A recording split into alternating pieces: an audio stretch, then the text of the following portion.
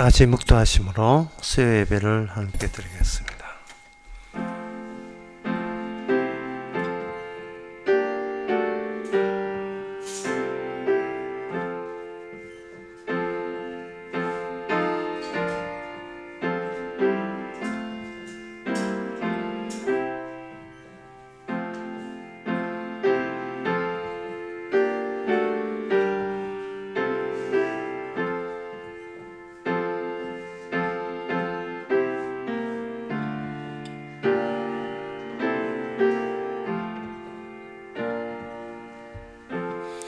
의인의 적은 소유가 많은 악인의 풍부함보다 성하도다.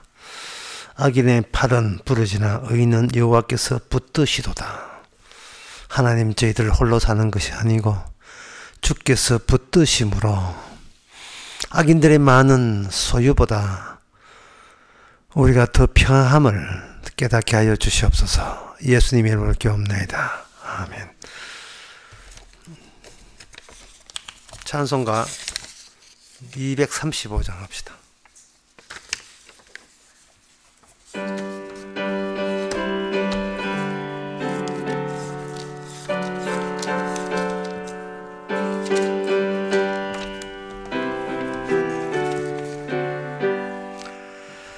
달고 명한 그 말씀, 생명의 말씀은 귀한 그 말씀 진실로 생명의 말씀이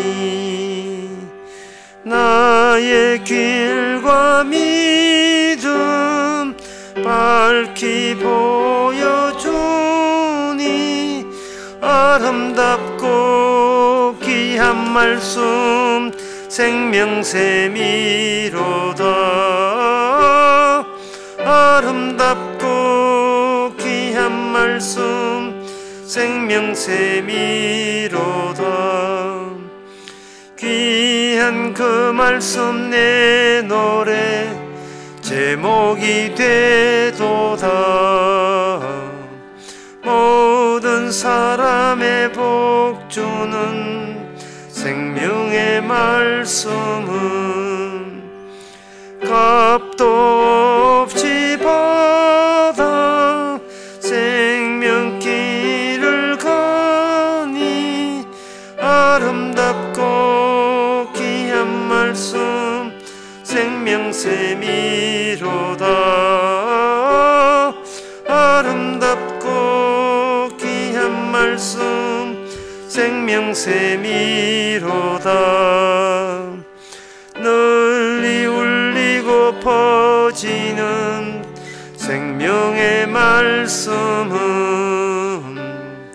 마음의 용서와 평안을 골고루 주나니 다만 예수 말씀 들어 복을 받네. 아름답고 귀한 말씀 생명샘이로다.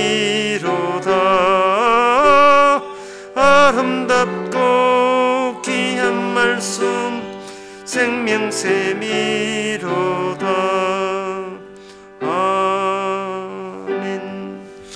이 시간 우리가 다 한마음으로 기도합시다. 기도 제목은 자기 마음을 다스리는 자는 성을 빼앗는 것보다 낫다. 잠언서 16장에 나온 말씀입니다. 세상에서 세상 것 가지고 경쟁하지 말고 세상 경쟁이 얼마나 의미 없음을, 무의미한 것을 깨달아서 우리의 마음이 주님과 함께 있음 그 자체가 세상에 어떤 걸 얻는 것보다 더 낫다는 사실을 기뻐할 수 있도록 다 같이 기도합시다.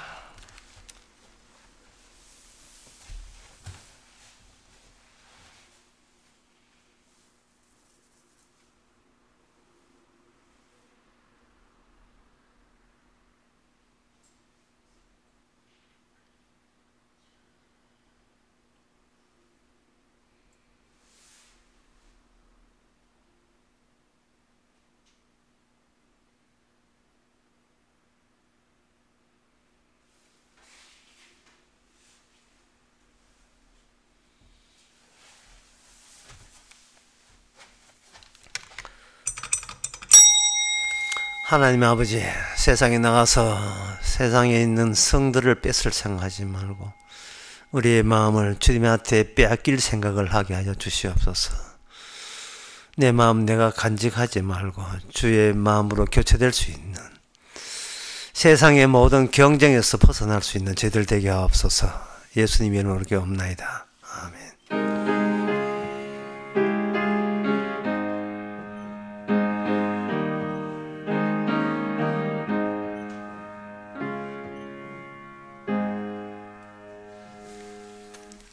하나님의 말씀 보겠습니다. 하나님의 말씀은 스바냐 2장 12절에서 15절까지입니다.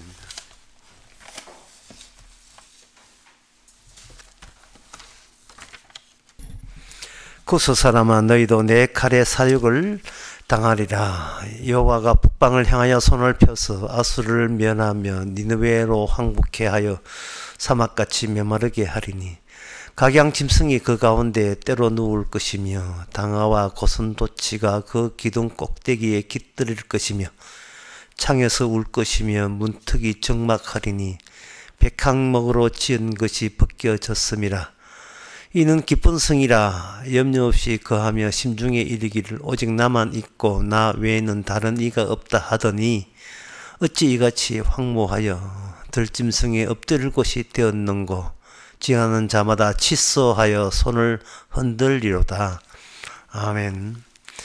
여기는 그 유다 이스라엘 사람에 관한 이야기가 아니고 쿠스 사람의 그 미래에 대해서 나오고, 또 13절부터 아수르 사람들, 아수르 수도가 니느웨니까 아수르 니느웨가 같은 나라입니다. 니느웨의 그 파멸적인 최후를 묘사하고 있습니다. 그런데 누가 이렇게 하게 하시는가?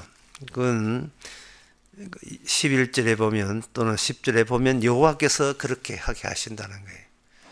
그러면 이 말은 무슨 뜻이냐 하면은,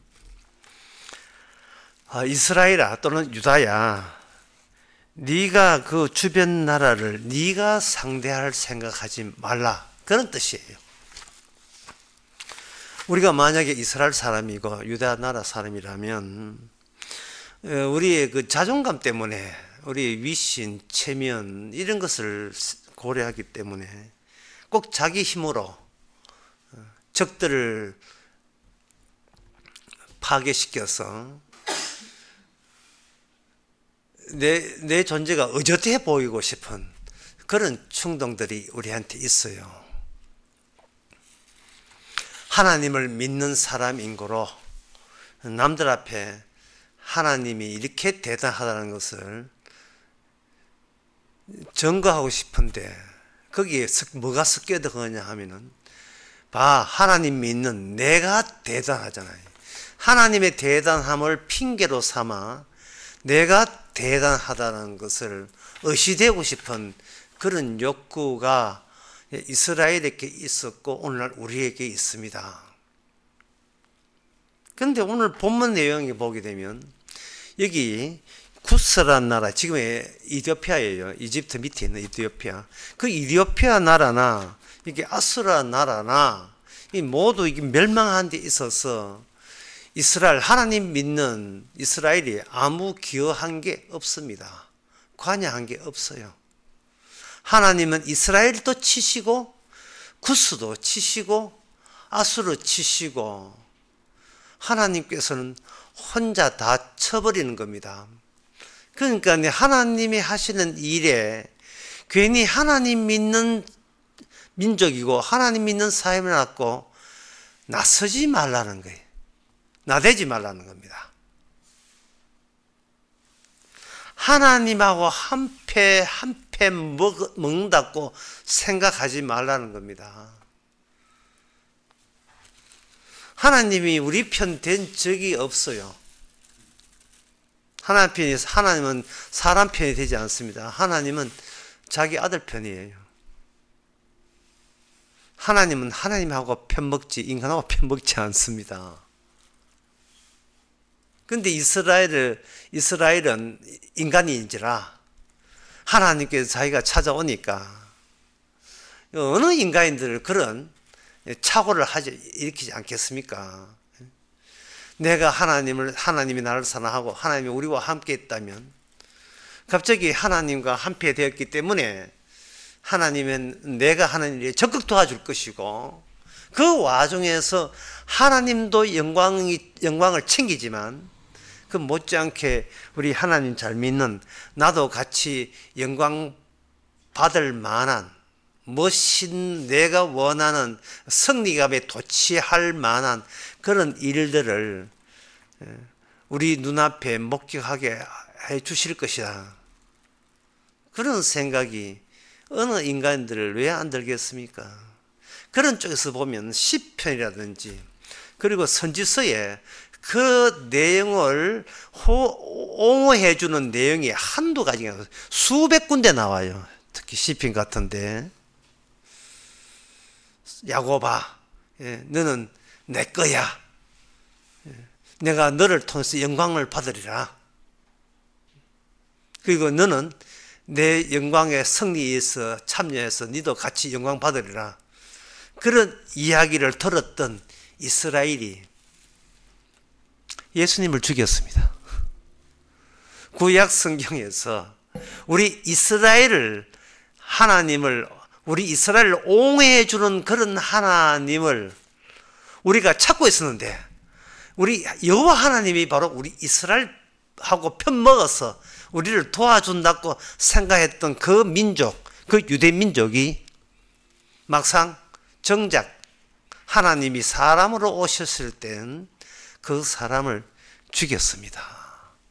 이와 같은 이 오류, 그 오류가 오늘날 교회 다니고 하나님 믿는 우리에게 어찌 생기지 않다고 할 수 있겠습니까? 우리는 똑같이 이스라엘의 과오를 그대로 반복하는 겁니다.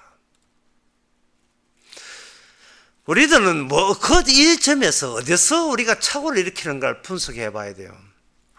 그것은 나는 무조건 옳고 나는 무조건 정당하다.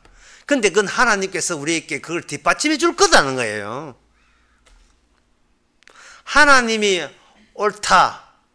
하나님이 옳으니까 하나님 믿는 우리를 옳게 해줄 것이다. 라고 우리는 그 논리 구조가 그렇게 순서가 그렇게 되거든요. 이 못난 내가 하나님을 믿으니 하나님도 의롭고 나도 의롭다. 신약의 사도 바울에 나오는 로마서 갈라디아서 그런 내용들이 나오잖아요. 잘 들어보세요. 하나님이 의롭고 그래서 하나님이 나도 의롭다. 그러니까 내가 의로우니까 내가 하는 일에 하나님께서 내 위신과 내가 갖고 있는 명예에 대해서 하나님이 책임지고 보장해서 지켜줄 것이다. 세상 사람과 세상 사람 앞에서 우리가 얼마나 우리를 높여줄 것이라는 생각을 갖게 될 것이죠. 성경 말씀에 그게 나오니까요. 안 나오는 게 아니고 나온다는 말이죠. 근데 무엇에 착오를 일으키느냐 하면은 하나님이 옳으니 내가 옳다고 말로는 그렇게 순서를 하나님 1번 그 다음에 2번 나라고 생각하면서 어떤 오류를 범했냐 하면 내가 옳으니까 하나님을 옳다고 본다는 그 영순위를 우리가 깜빡 빠뜨리고 있는 겁니다. 하나님은 참으로 옳으신 분입니다 라는 입에서 끄집어내기 전에 끄집어내게 될 때 그 전에 이미 나는 옳다는 생각을 우리는 버린 적이 없습니다.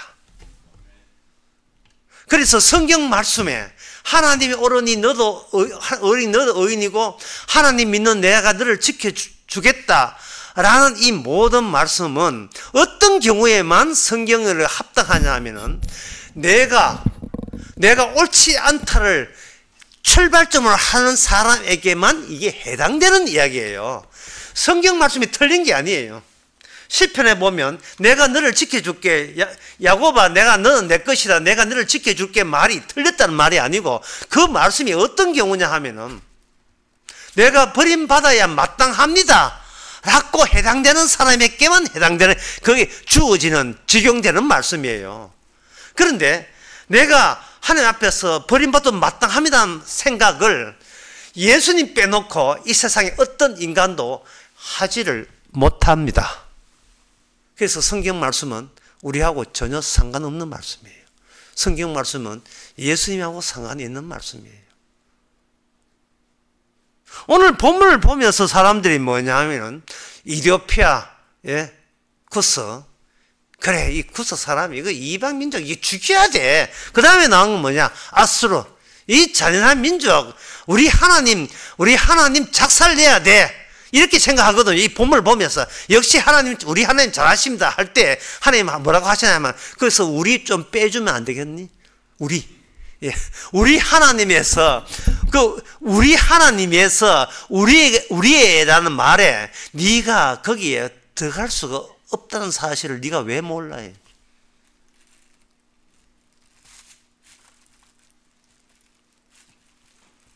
그러면 이 말씀을 왜 줬는가?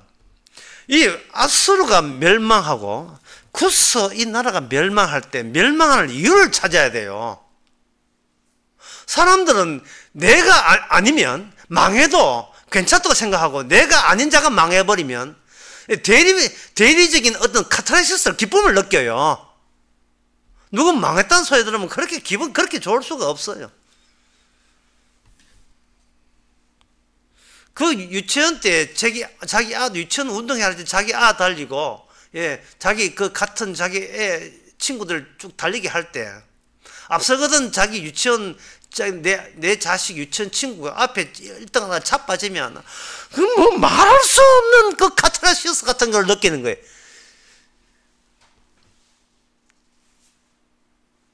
자기 아한테 뭐 하겠습니까? 고구마 하나 들고 이때다! 하나님이 주신 찬스다. 이때다. 1등 해가 공책 타야지. 요새 뭐 옛날 이야기입니다만 공책 타. 니 그냥 가면 연필 한 자루 박아야 된다. 꼭 공책 하나 타야지. 사각칸 되어 있는 노트 있잖아요. 사각칸. 옛날에는 그래. 나 때는 그랬어요. 사람이 사는 재미, 기쁨이 어디 있겠습니까? 남 망하고 남 아주 웃음거리 될 때 그게 새록새록 사는 재미가 날잖아요. 나다 가있긴 해. 여자 연예인이 음주운전 해가지고 걸릴 때 그런 소식이 온 국민을 즐겁게 하잖아. 저기 왜 망하는지를 알아야 되는데 무조건 내가 아니기에 망하는 게 마땅하다는 이런 의식과 사고방식, 이런 사고방식을 우리는 성경을 보고 있고 하나님을 믿는다고 하고 예수 믿는다고 우기고 있습니다. 이게 말이 됩니까? 그래놓고 하나님 내 편이다. 성경 나오거든. 이스라엘아 너 내 것이라. 아멘 감사합니다. 아멘 믿으면 된다는 거예요. 지 주제 파악도 안 되고요. 이방 민족이 망한 이유가 나옵니다. 이 구스라는 것을 힌트로 잡아서 찾아보겠습니다. 에스겔 29장 9절에서 10절에 보게 되면 이런 말씀 나와요. 애굽 땅이 사막과 항무지가 되리니 그들이 나 여호와인 줄 알리라. 내가 스스로 이르기를 이 강은 내 것이라 내가 만들었다. 여기 왜 구스가 애굽이 나오느냐? 구스는 그 10절에 나옵니다. 그러므로 내가 너와 내 강들을 쳐서 애굽 땅 밑돌에서부터 수에네 곧 구스 지경까지 황무한 황무지로 사막이 되게 하리라. 지금도 사막이지만 사막이 되게 하리라. 이래 되어 있어요. 하나님께서 구스할 때는 애굽을 합쳐서 그 당시에 이디오피아가 애굽 나라하고 이게 동맹관계 있었거든요. 구스를 친다는 것은 애굽 칠 때 구스 나라 이디오피아 나라도 같이 치겠다는 거예요. 그러면 구스 나라가 여기 오늘 본문에서 왜 이렇게 멸망당했는가? 이 멸망당한 이유가 있는 거죠. 여호와께서 이유 없이 때리지는 않는데 이유가 있다 이 말. 이유가 뭐냐면 교만하다는 겁니다. 그것은 여기 오늘 본문에는 아수르도 마찬가지예요. 여호와 앞에 교만했다는 겁니다. 자만심을 가졌다는 겁니다.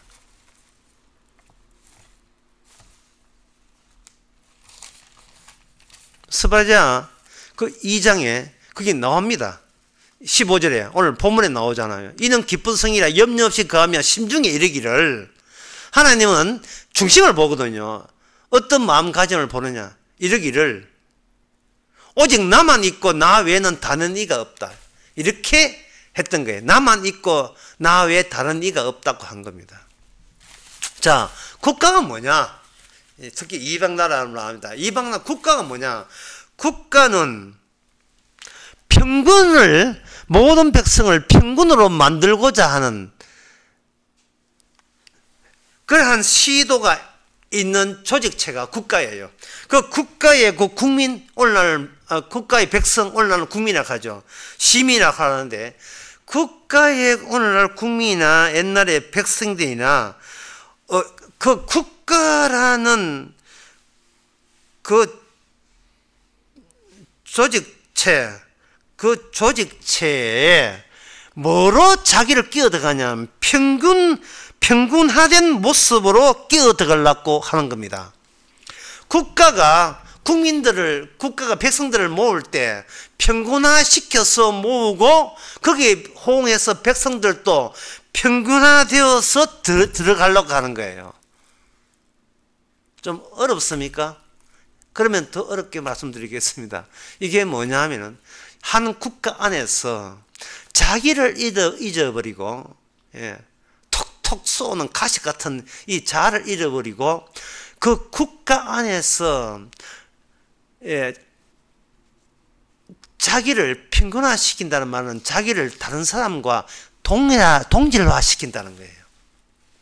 사람이 살면서 스트레스 받고 괴로운 것은 뭐냐? 그 사람과 나와 경쟁해야 되고 차이가 나기 때문에 그 차이 나는 그 점이 이웃 사람하고 인사람 해도 그게 하나의 괴로움으로 다가가거든요. 왜 내게 없는데 왜 저쪽에 있지? 이게 차이 나잖아요. 그런데 이 국가는 이렇게 균등화시켜요. 개인적으로 타인과의 만남에서 차이 나면서 오는 마음의 괴로움을 국가가 나서서 균등하게 동질하게 만들어버리면 좋은 이웃이 되어버리는 겁니다. 좋은 이웃은 경쟁을 완화시켜요. 경쟁을 완화시키면 그때부터 네 사는 꼬라지 내 사는 꼬라지 똑같아 하면 여기서 뭐냐 하면 더불어 사는 안정감과 평온함을 우리에게 제공해 줍니다. 이게 캐나다나 미국에 이민 가서 적용 못하지요. 동양인이 외국에 나면 적응 못하잖아요. 그럼 어떻게 해야 되냐? 같은 한국 사람끼리 만나죠. 그러니까 한국을 떠나도 작은 한국들을 만드는 거예요. 교회 중심으로 작은 한국들을. 왜 되는가? 타인과 싸운다는 것이 피곤을 가중시키기 때문에 그렇습니다. 공자도 말하기를 될 수 있도록 적을 만들지 말았어요. 왜? 적을 사랑해서가 아니고 이웃을 사랑해서가 아닙니다. 내가 힘들어서 그래요. 힘들어서. 청간성 나더라도 대충 좋게 해가지고 친하게 지나면 좋은 말로 해서 완화시킬 수가 있습니다. 왼수 해가지고 막치 들고 올라가지 말고 대체 좋은 말로 친한 사람 친하게 지내면 내가 이익이에요. 내가 경쟁을 완화시키니까요. 거기서 그 조금씩 그걸 많은 사람들을 하게 되면 이제는 그 많은 사람들 속에서 내가 경쟁해야 할 대상들이 숫자가 점점 더 줄어들지요. 그러면 숫자가 줄어들면 내가 경쟁한다는 말은 내 행동과 생각을 움츠려야 되는데 다들 같은 생각 갖고 있으면 우리가 어느 자리에, 어느 낯선 자리에, 어느 새로운 사람 만나도 사람들에게 편하게 지낼 수가 있습니다. 그러면 내한테 그 삶의 부담이 적어지죠. 그걸 가지고 흔히 아는 표현으로 사람이 사회성이 좋아지는 겁니다. 성격 좋은 거예요. 예. MBTI 그 심리 현상에 보면 현실주의자가 되는 겁니다. 두루두루 사람 좋게 지내는 거예요. 튀지 않고 톡 쏘지 않고 사람 좋다 소리 들으면 결국은 그 이익은 내한테 돌아오는 거예요. 이게 뭐냐 하면 국가라는 겁니다. 이게 국가, 네이션이죠. 스테이트 하는 것은 민족 혈통 중심이 강렬하지만 국가는 그 혈통보다도 법적으로 동의가 되는 사람들의 연합체, 이 공동체라 하는 겁니다. 공동체, 이 국가라는 겁니다. 그런데 이 국가를 하나님께서 뭐라고 하냐? 교만하라고 이야기한 겁니다. 교만하다.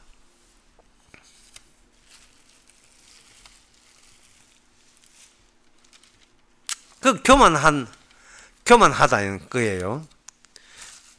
왜 교만하냐 하면은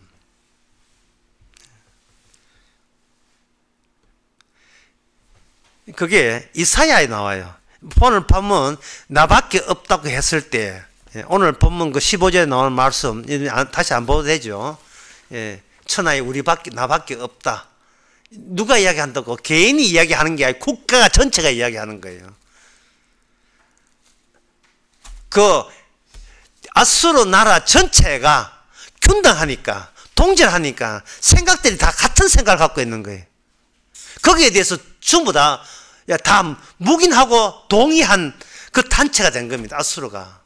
근데 그렇게 했을 때에 이사야 그 아수르의 인수인계 받는 나라가 바벨론 나라예요. 그 바벨론 나라에서 그게 왜 교만한가 이유가 밝혀집니다. 이사야 47장 10절에서 11절 8절부터 보시면 더 좋을 텐데 이사야 47장 8절부터 제가 빨리 읽어보겠습니다. 그러므로 사치하고 평안히 지내며 마음이 이르기를 나뿐이라 나 외에 다른 이가 없다. 아까 스바랴 본문에 나온 그 2장 15절 같은 말씀이죠. 이게 지금 바벨론 보고 바벨론이 이런 교만을 갖고 있다는데 바벨론 선배가 아수르예요.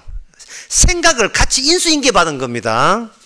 나는 과부로 지내지 아니하며 자녀도 잃어버린 일을 모르리라 하는 자여 너는 이제 들릴지어다. 한날에 호련히 자녀를 잃으며 과부가 되는 이 일이 내게 임할 것이라. 너가 무수한 사슬과 많은 진언을 베풀지라도 이 일이 온전히 임하리라. 내가 내 악을 의지하고 스스로 이르기를 나를 보는 자가 없나니 내 지혜와 내 지식이 너를 유혹하였으며 내 마음에 이르기를 나뿐이라 나 외에 다른 이가 없다 하였으므로 이제 정답은 11절에 나옵니다. 그 다음 절에 재앙이 내게 임하리라. 그러나 너가 그 근본을 알지 못했다. 이게 교만이에요. 근본을 알지 못했다. 이게 교만입니다.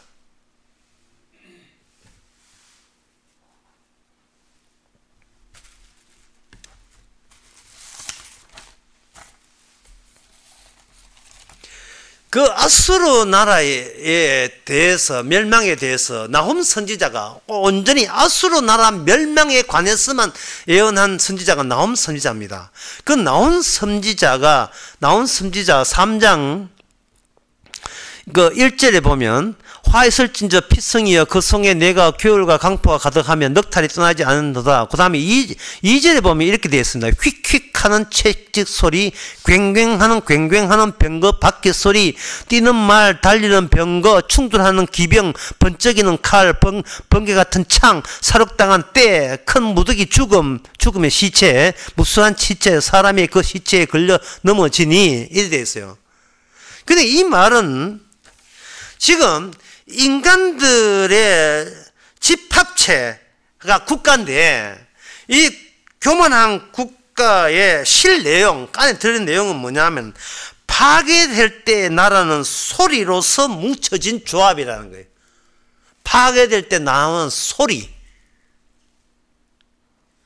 파괴 소리를 울리기 위한 그러한 악기 종류, 쨍쨍거리는 칼 소리, 파괴를 위해서 뭉쳐졌다는 사실을 너희 인간 국가들은 전혀 모르고 있다는 겁니다.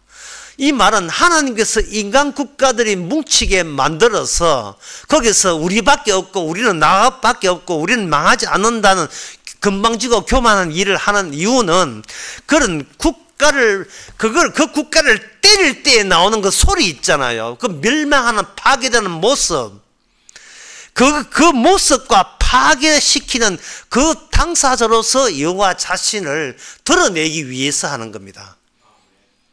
점점 어려워져요. 자, 구약에서 하나님 편에 누가 속했느냐? 이스라엘이 속했어요. 그런데 하나님께서는 이스라엘을 쳐버립니다. 이스라엘을 쳐버리죠.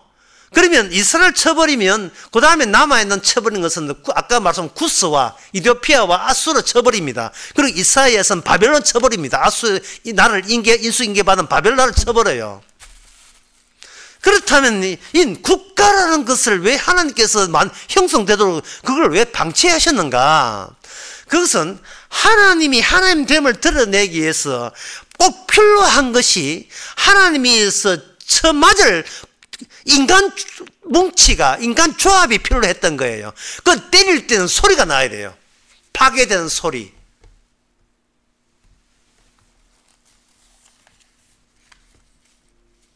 다시 그 이사야를 보겠습니다. 이사야에 보면 그 파괴되는 소리가 원래 하나님의 속성 안에 이렇게 들어있어요. 그걸 뭐냐? 이사야 48장 11절에 너가 그 근본을 알지 못했다. 근본. 자, 그러면 여기서 한번 일단 정리하고 들어갑시다. 자, 인간들의 문제가 뭐냐 하면은 근본, 인간의 근본을 경유해서 이렇게 하나님을 알아야 되는데 인간은 물론 악마가 그걸 막죠. 인간들이 아무리 높고 생각을 많이 하더라도 아무리 모든 사치를 하고 모든 걸 다 가지고 권력을 쥐고 있어도 인간은 그 갖고 있는 권력과 사치 그걸 인하여 근본으로 나가는 그 경로를 본인의 건방짐이 그걸 가로막고 있어요. 근본도 모르면서 너무 풍족하게 사는 것이 자기한테 합당하다고 생각하게 만들어버렸어요. 그게 뭐냐? 교만인 거예요. 이유는 근본을 모른다는 겁니다. 제가 이렇게 하면 여러분 답답할 거예요.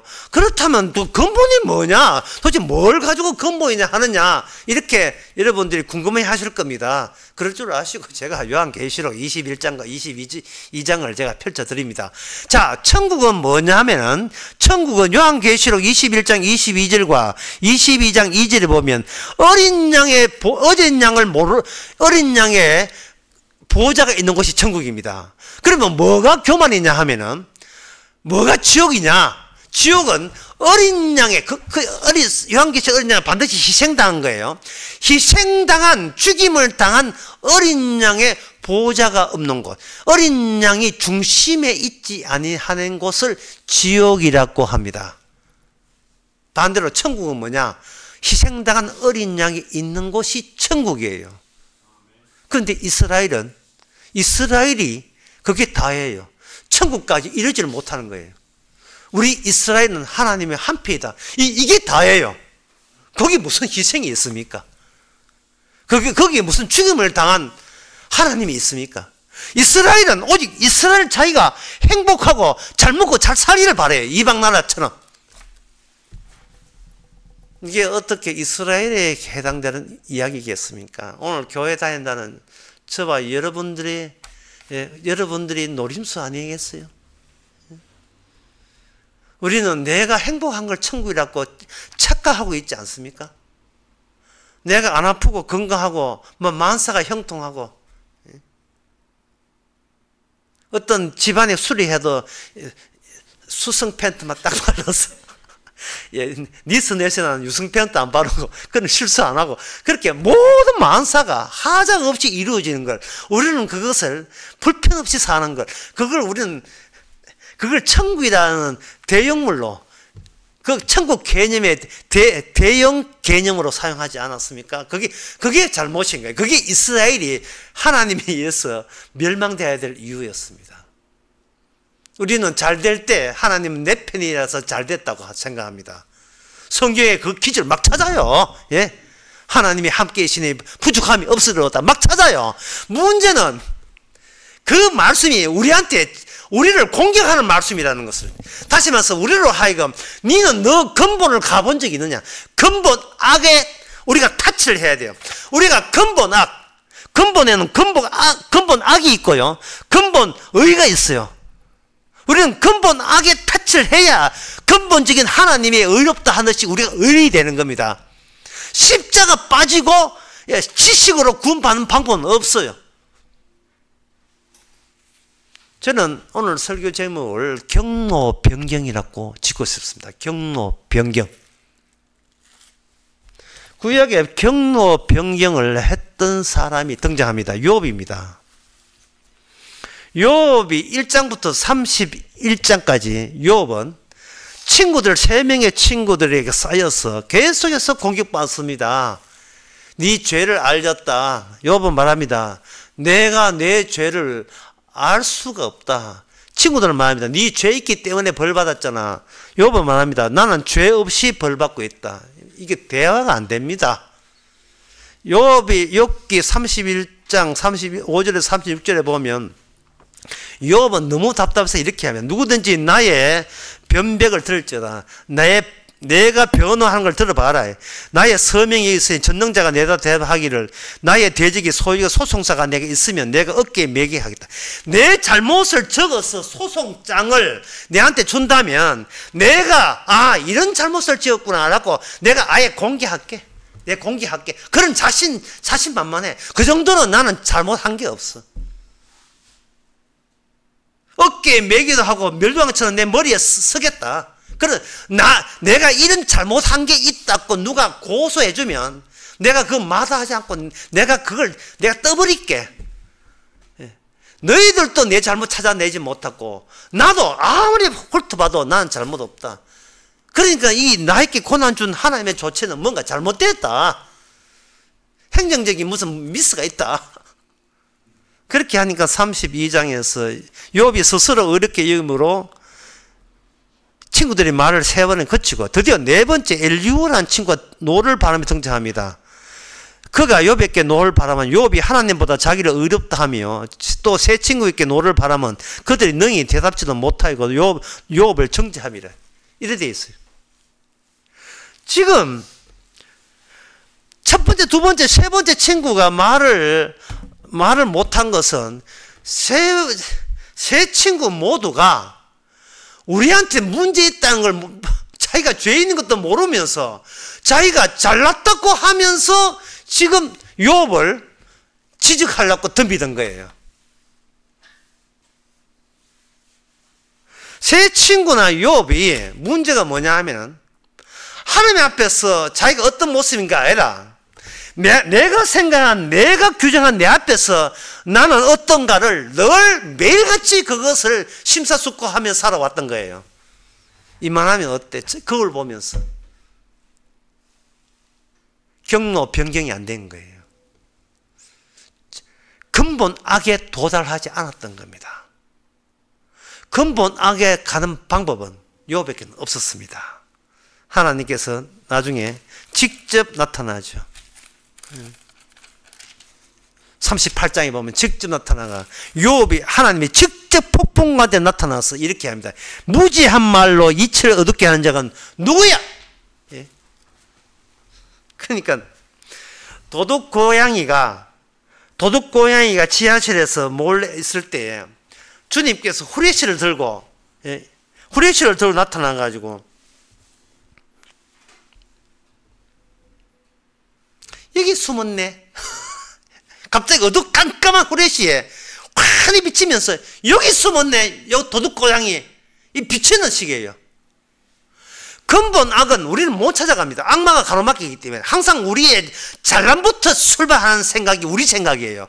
그런 생각 때문에 이스라엘 망했고 모든 인간이 다 망했어요. 욥도 망하고 다 망했어요. 근데 하나님이 요곱에게 찾아온 거예요. 뭘 가지고?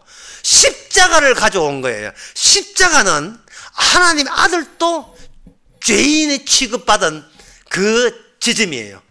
근본 악입니다. 타치한 거예요.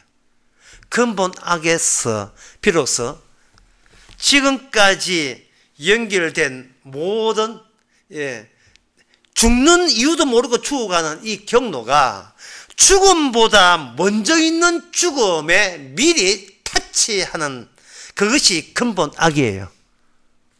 이래가지고는 여러분이 잘 이해가 안 되니까 마태복음 2장 12절을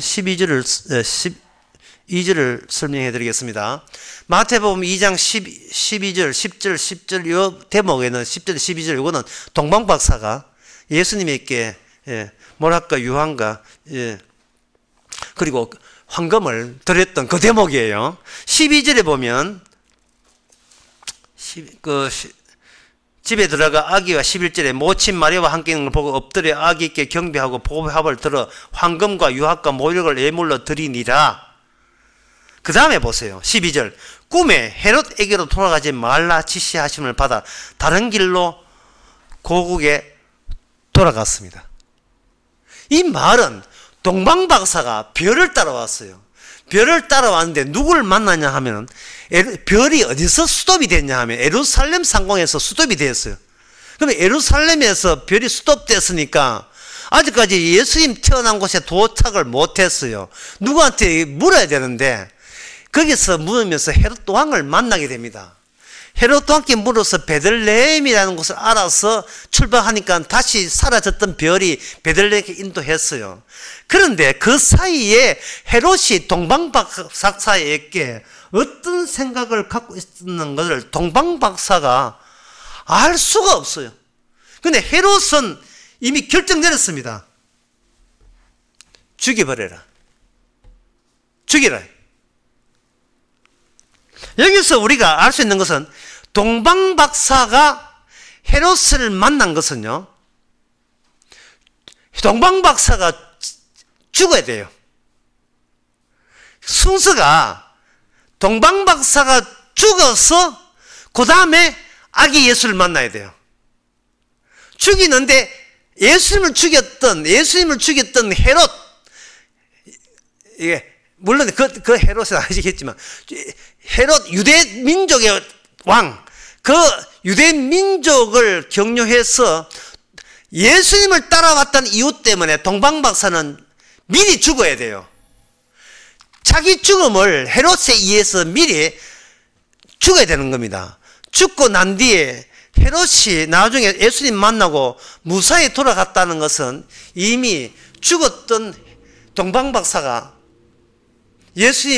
예수님과 더불어 그냥 죽은 채로 돌아간다 보시면 돼요. 나중에 혹시 알겠지요. 하나님이 꿈에 나타나지 않았더라면, 왜 꿈에 나타나는 이유를 알겠죠. 만약에 꿈에 안 나타나면 동방박사 죽었습니다.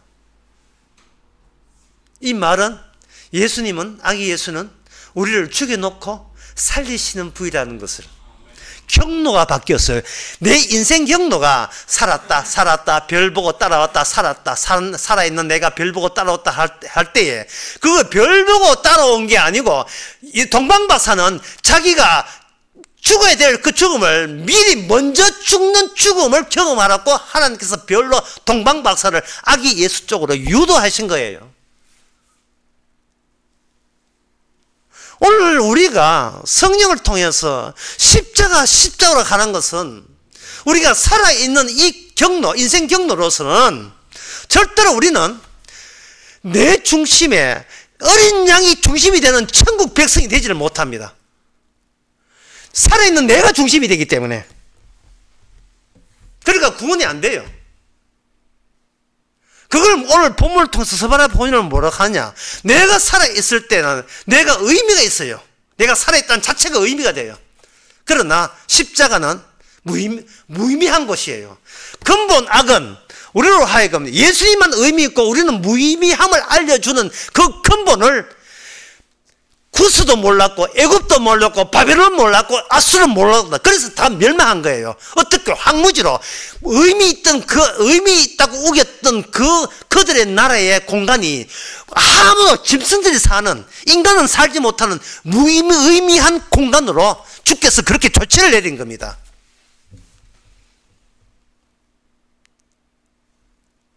무심한 인생을 살아온 거예요. 그들이 아수르 백성들, 바벨론 백성들, 애굽 백성들, 구스 백성들, 오늘날 대한민국 백성들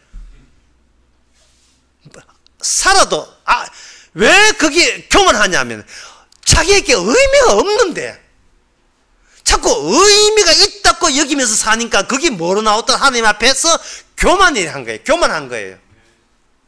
십자가 앞에서, 그 십자가 앞에서 죽음을 당한 어린 양이 앞에서 우리는 내 중심처가 빼앗겨야 돼요. 왜? 그것이 어린 양이 있는 곳이 천국이고, 어린 양이 중심이 되지 않는 곳은 저주받을 지옥이기 때문에 그렇습니다. 주님은 우리 안에 무의미를 심어줌으로 말미암아 우리로 하여금 일찍부터 천국 백성 되게 하셨습니다. 그런데 그 방법이 뭐냐? 우리가 만나는 이 대한민국 사람들, 그리고 그 당시에 이스라엘 사람이 경험했던 아수르, 바벨론, 구스, 이런 사람들을 경험하면서 왜 그들 망하기 전에 먼저 이스라엘부터, 왜 우리나라부터, 하나님이 내 편을 먹었다는데 왜 그 하나님의 우리 이스라엘을 왜 치느냐, 왜 멸망케 하는가?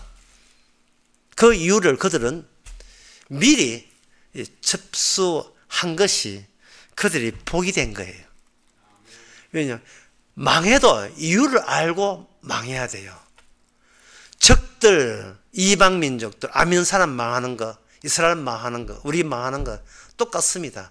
의미도 없는데 의미 있다고 우겼던 거, 그게 우리에게는 교만으로 작용한 겁니다.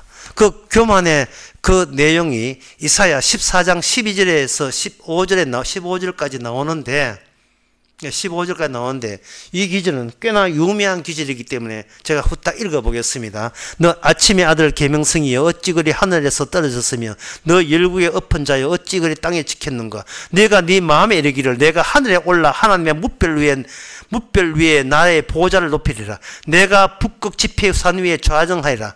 가장 높은 구름에 올라 지극히 높은 자와 비기리라 하도다. 그러나 이제 너가 음부 그 구덩이에 맨 밑배탁에 빠쳐지리라. 하늘의 별을 보고 있는 사람이 별 하나 나 하나 헤아리겠지요. 왜 헤아립니까? 자기가 저 별이 의미 있듯이 지금 별을 보고 있는 내가 무의미한 존재가 아니고 의미 있는 존재라는 거예요. 이것을 하나님께서는 교만이라 하고, 이 교만은 모든 인간 세계, 아담 후손 속에 다 확산되어 있다는 것을 보여줍니다. 그 중에 하나가 이스라엘이었어요. 그래서 이스라엘 망하고 이방 나라 다 망하는 겁니다. 뭘로써? 십자가로서. 십자가 달리신 예수님이 하나님이에요. 하나님이지만 이 땅에 오실 때에 십자가가 목표로 가서 태어나신 분이에요. 그 십자가에서 예수님은 자기 아버지로부터 버림받습니다. 죄 있는 몸을 지녔기 때문에 버림받는 거예요.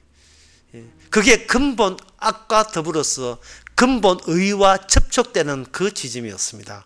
근본 악으로 들어가서 근본 의, 근원적인 의인이 되신 거예요. 그 십자가, 성령이 와서 우리로 하여금 십자가에 우리를 데려갑니다. 그러면 우리는 세상 국가 안에서 어떤 평군을 통해서 나의 삶의 불편함을 없애고자 하는 이 자체가 아직도 내 자신에게 존재의 의미를 부여하는 종교적인 행위를 하는 것을 우리는 깜짝 놀라고 발견하죠. 물론 이 깜짝 놀라는 성령을 받아야 깜짝 놀라지. 그건 뭐 당연한 거 아니야. 하나님 믿으니 하나님 내 편 되지. 이런 교만을 떨고 있는 거예요. 아무 의미 없는데, 의미 있는 것은 예수님, 우리 속에 들어온 예수님만 의미 있어요. 우리는 의미를 위한 껍데기에 껍질에 불과한 겁니다. 그 왜? 천국은 어린 양 중심이기 때문에, 천국은 내 중심이 아니기 때문에 그렇습니다. 기도하겠습니다. 하나님 아버지, 하나님이 일하신 전체 내막을 저희들이 꿰뚫어 보게 하여 주시옵소서. 예수님이 계심으로써 십자가 때문에 비로소 우리는 죄인이 의인됨을 깨닫다면 이제부터는 내 안에 주님만이, 십자가만이 중심이 되고 그것만이 자랑할 수 있는 저희들 되게 하옵소서. 늘 십자가 안에서 십자가 앞에 자기를 세우면서 살게 하옵소서. 예수님의 이름으로 기도합나이다. 아멘. 찬송가 315장 합시다.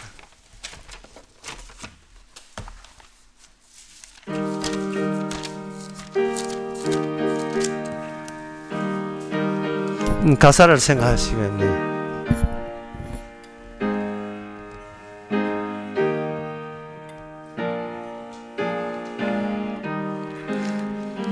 돌아와 돌아와 맘이 고난이여 길이 참 어둡고 매우 험악하니 집을 나간 자여 어서와 돌아와 어서와 돌아오라 돌아와 돌아와 해가 질 때까지 기다리고 계신 우리 아버지께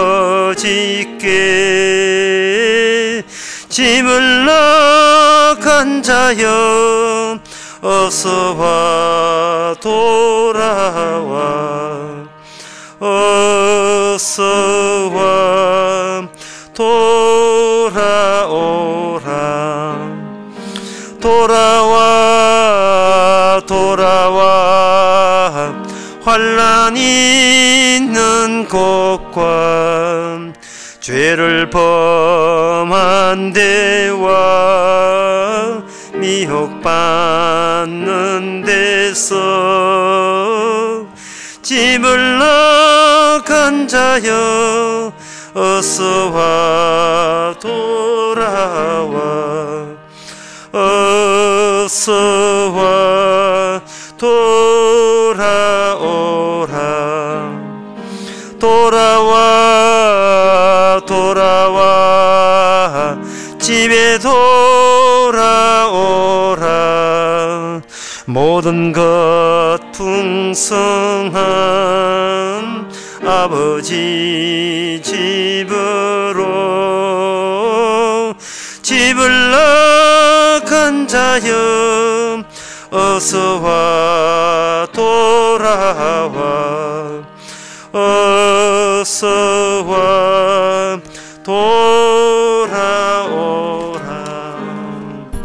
기도합시다. 지금은 우리 주 예수 그리스도의 은혜와 하나님의 크신 사랑과 성령의 충만하심이 기껏 올라가야 십자가 보이지 않는 곳으로 나아간 우리 인생이 경로가 정반대로 가기를 원하는 모든 성도에게 주 이름으로 축원하나이다.